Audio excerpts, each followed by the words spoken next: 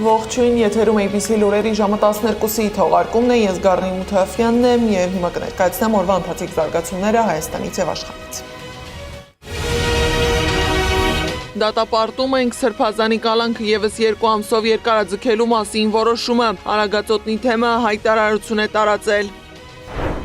Անկյունաքարային հարցերի վերաբերյալ կա փոխըմբռնում, Իշխան Սաղաթելյանը ընդդիմադիր ուժերի ղեկավարների հետ հանդիպման մասին։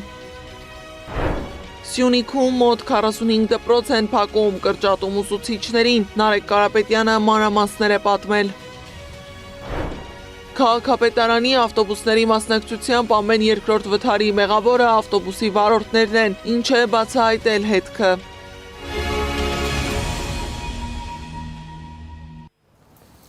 Պաշտպանության նախարար Սուրեն Պապիկյանն ազգային ժողովում է, օրակարգում կրկին զինծառայության ժամկետը կրճատելու հարցն է։ Նախագիծը երկրորդ ընթերցմամբ ընդունվեց։ Ազգային ժողովի կողմից առաջին ընթերցմամբ ընդունված զինվորական ծառայության և զինծառայողի կարգավիճակի մասին օրենքում փոփոխություն կատարելու մասին օրենքի նախագծի համաձայն նախատեսում է շարքային կազմի պարտադիր զինվորական ծառայության 24-ամսյա ժամկետը փոխարինել 18-ամսյա ծառայության ժամկետով, դրա գործողությունը տարածելով 2026 թվականի հունվարի 1-ից հետո պարտադիր զինվորական ծառայության զորակոչվող քաղաքացիների վրա։ Ծառայության ժամկետի կրճատումը չի տարածվելու 2026 թվականի հունվարի 1-ի դրությամբ պարտադիր զինվորական ծառայության մեջ գտնվող զինծառայողների վրա։ Առաջին ընթերցման շրջանակներում օրենքի նախագծի վերաբերյալ ազգային ժողովի պատգամավորների կողմից առաջարկություններ չեն ներկայացվել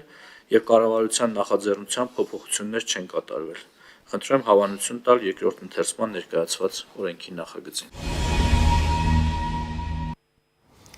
Իսկ քաղաքապետարանում գործակարգավարական նիստ էր, քննարկում էին առաջիկա անելիքներն ու խնդիրները, որոնց առաջին շարքում շարունակում է մնալ օդի աղտոտվածությունը։ Պատճառների մասին խոսելիս քաղաքային իշխանությունը նշում է տերևներ այրելը, շինարարությունը, կլիմայական պայմանները, բայց ոչ երբեք տրանսպորտը, որը երթևեկում է թունավոր նյութեր արտանետելով։ Facebook-ում երեկ տարածել են այս տեսանյութը, քաղաքապետարանի ենթակայությամբ գործող ավտոբուսը երթևեկում է հսկայական ծուխ արձակելով։ Ըստ Երևանի ավտոբուս տնօրեն Բեգլար Կիրակոսյանի, ավտոբուսն ունեցել է տեխնիկական անսարքություն, յուղի արտահոսք դեպի արտանետման համակարգ, ինչն էլ ծխի պատճառ է դարձել։ Վարորդին նկատողություն են արել։ Պարոն Կիրակոսյան, իրականում շատ վախենալու պատկեր էր, այնպիսի տպավորություն էր, որ դա ինքնաթիռ է եւ տուրբիններից մեկը վառվում է, եւ նույնը ինչ նախորդ շաբաթ քննարկում էինք պարոն Կատվալյանի հետ, այսինքն այն ինֆորմացիան, որ այստեղ հնչում է, պետք է տեղայնացվի ձեզ մոտ, այսինքն բոլորը պետք է տեղեկացված լինեն, ինչի մասին ենք մենք խոսում։ Սակայն հետքի ուսումնասիրությունն այլ բան է ցույց տալիս։ Քաղաքապետարանի ավտոբուսների մասնակցությամբ ամեն երկրորդ վթարի մեղավորը ավտոբուսի վարորդներն են։ Ամեն օր Երևանի քաղաքապետարանի ավտոբուսների մասնակցությամբ միջինում 6-ից 7 վթար է գրանցվում։ Երևանի ավտոբուսի փոխանցած տվյալի համաձայն մեկ տարվա ընթացքում գրանցվել է ավտոբուսների մասնակցությամբ 2468 պատահար։ Նախորդ տարվա համեմատ պատահարների թիվն ավելացել է 46%-ով։ Մինչև 2025 թվականի նոյեմբերի 1-ն արձանագրված 2111 պատահարներից 1014-ում մեղավորը ավտոբուսի վարորդներն են եղել, 36-ում մեղավորներից մեկը։ Ստացվում է ամեն երկրորդ վթարը ավտոբուսների վարորդների մեղքով է։ Երևանի ավտոբուս փակbaşնետիրական ընկերության փոխանցած տվյալներով 2024 թվականին արձանագրվել է 1734 պատահար, որոնցից 772-ն ավտոբուսի վարորդների մեղքով, 38-ը համամեղավորությամբ։ 2025 թվականի հունվարի 1-ից մինչև նոյեմբերի 1-ն ընկած ժամանակահատվածում տեղի ունեցած պատահարների պատճառով արձանագրվել է մարմնական վնասվածք ստանալու 135 դեպք, որից 2-ը մահվան ելքով, 19 ծանր, 44-ը միջին, 70-ը թեթև մարմնական վնասվածքներով։ Ավինյանն անդրադարձել է նաև օդի աղտոտվածության խնդրին։ Ըստ նրա, օդի որակի խնդիրը Երևանում մեծապես պայմանավորված է բնակլիմայական պայմանով ու աշխարհագրական դիրքով։ Այն աշխատանքները, որոնք անում են, կունենա ազդեցություն։ Բայց ինչ վերաբերում է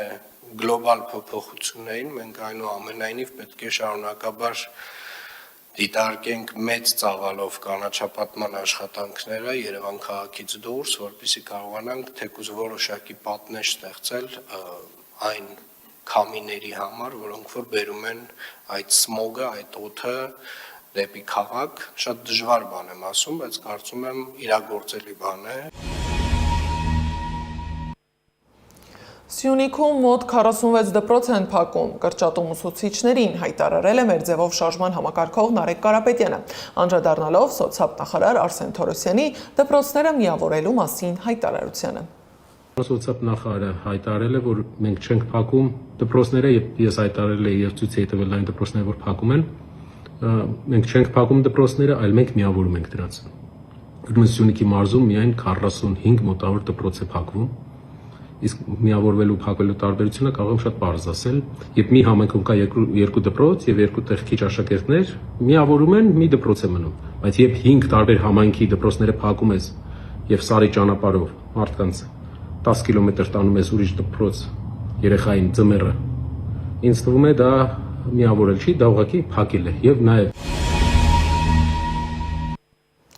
Արագածոտնի թեմը կրկին հայտարարություն է տարածել։ Դատապարտում է Սրբազանի կալանքը եւս 2 ամսով երկարաձգելու մասին դատարանի որոշումը։ Հայտարարության մեջ ասվում է, որ Տեր Մկրտիչ եպիսկոպոս Պրոշյանի դեմ մեղադրանքը կեղծ է եւ անհիմն։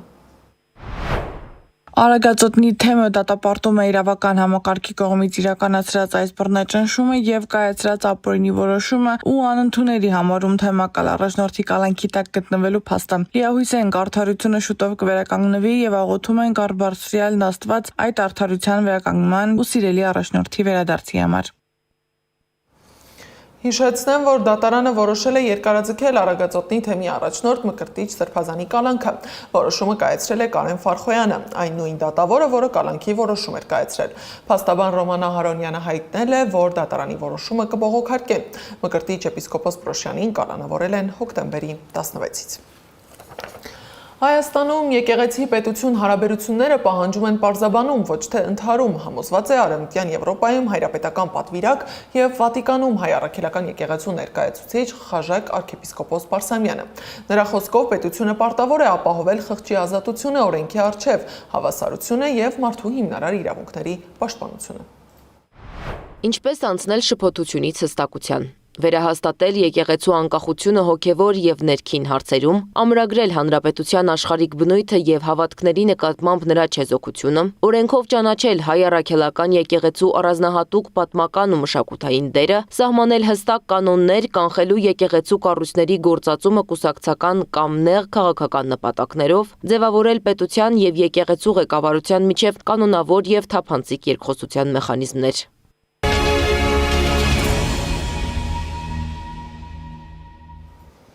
Անդրադառնանք ներքաղաքական թեմաներին։ Հույդա Գերագույն մարմնի ներկայացուցիչ Ազգային ժողովի Հայաստան խմբակցության падգամավոր Իշխան Սաղաթելյանը խոսել է ընդդիմադիր ուժերի ղեկավարների հետ հանդիպման մասին։ Քաղաքական ուժերի հետ խորհրդակցությունների շրջանակում նախորդ շաբաթ հանդիպել են Հանրապետական, Ազատություն, Հայրենիք կուսակցությունների ղեկավարների, նաև հասարակական գործիչների, իրավապաշտպանների եւ փաստաբանների հետ։ Падգամավորը հայտարարել է, որ անկյունաքարային հարցերի վերաբերյալ կա փոխըմբռնում։ Քաղաքական ուժերին առաջարկել էինք սկսել քննարկումներ հետևյալ օրակարգային հարցերի վերաբերյալ։ Օրինակ, բոլոր միջոցներով հակազդեցության ձևավորում բռնաճնշումների, քաղաքական հետապնդումների եւ ազատությունների սահմանափակումների նկատմամբ, հայ առաքելական եկեղեցու եւ ազգային արժեքների պաշտպանություն, քաղբանտարկյալների իրավունքների պաշտպանություն, որևէ քաղբանտարկյալ բոլորիս քաղբանտարկյալն է սկզբունքով։ Ընտրական գործընթացի օրինականության ապահովում եւ վերահսկողության իրականացում, միմյանց նկատմամբ հակաքարոզչության բացառում, վարչախմբի հետ այդ թվում հետընտրական փուլում գործակցության բացառում։ Երեկ Հայ ազգային կոնգրես կուսակցության 22-րդ համագումարում կուսակցության նախագահ է վերընտրվել Հայաստանի առաջին նախագահ Լևոն Տեր-Պետրոսյանը։ Փակ գաղտնի քվեարկությամբ ընտրվել է նաև 29 հոգուց կազմված վարչություն։ Կուսակցության փոխնախագահ Արամ Մանուկյանը հայտարարել է, որ ՀԱԿ-ի պայքարի նպատակը անկախության պահպանումն է, ոչ թե իշխանության գալը։ Նիկոլ Փաշինյանի իշխանության առաջիկա ընտրությունների հիմնական զենքը լինելու է հասարակության պասիվությունը։ Ինքը վերջին 3 մեծ ընտրություններում հավաքել է քվեարկելով մասնակիցների 10%-ը։ Մեր խնդիրը ամբողջապես սա ոչնչացնելը պետք է լինի, համակարգը ոչնչացնել։ Այս պասիվության, այս խելոքության, այս խոնարհության այս համաձայնողականության ոչնչացումը։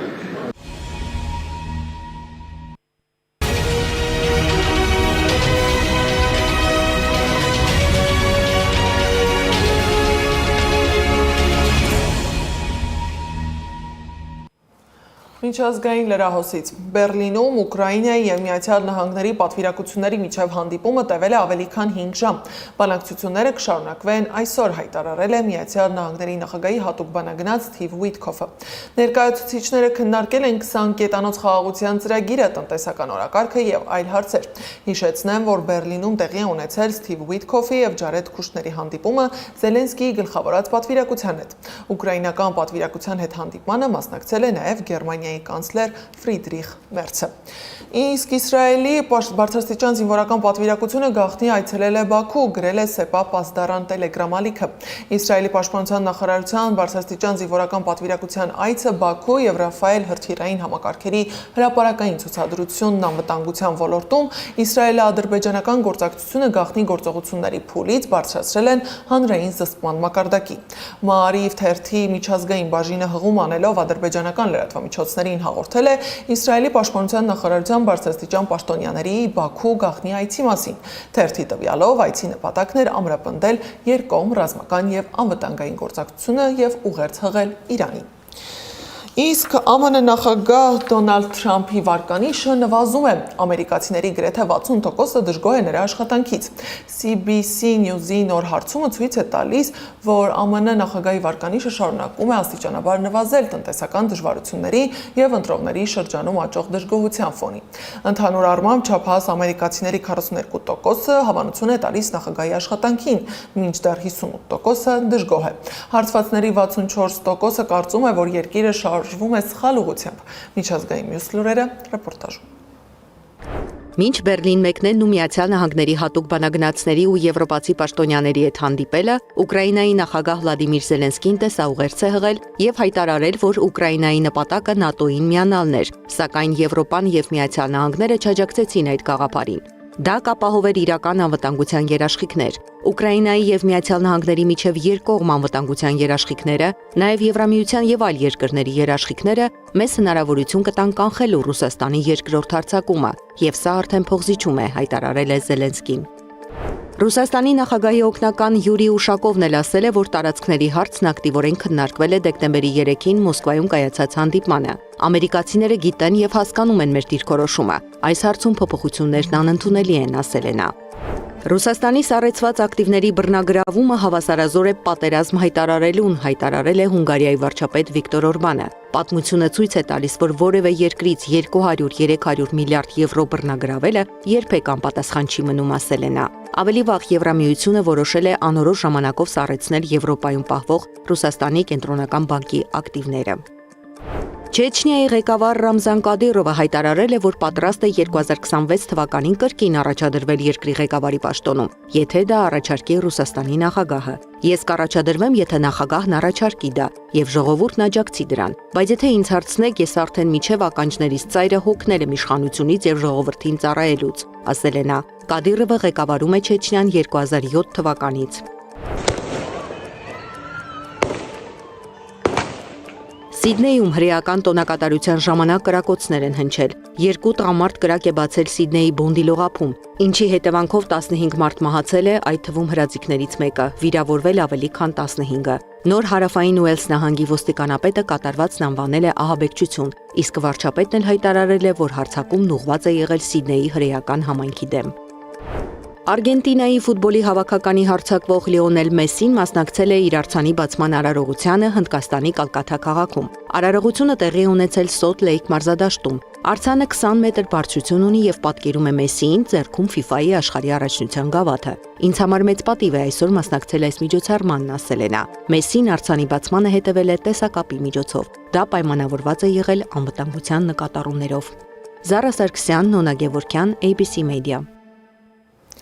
Եվ վերջում Պեկինի եւ Տոկիոյի միջև լարվածության սրման պատճառով ճապոնական կենդանաբանական այգիները 54 տարվա ընթացքում առաջին անգամ կմնան առանց պանդաների։ Երկվորյակ պանդաներ Սիաոն եւ Լեյլեը գտնվում են Ճապոնիայում։ Կենդանիները երկիր էին տեղափոխվել Տոկիոյի Ուենո կենդանաբանական այգուց։ Հաջորդ տարվա հունվարին երկու պանդաներին կվերադարձնեն Չինաստան, երբ նրանց վարձակալության ժամկետը լրանա։ Հետևաբար Ճապոնիան վախենում է, որ երկիրը կարող է մնալ առանց պանդաների 1972 թվականից ի վեր առաջին անգամ։ Ներկայում նոր վարձակալության պայմանագիրը խիստ անհավանական է թվում ճապոնա-չինական հարաբերությունների վերջին վատթարացման պատճառով։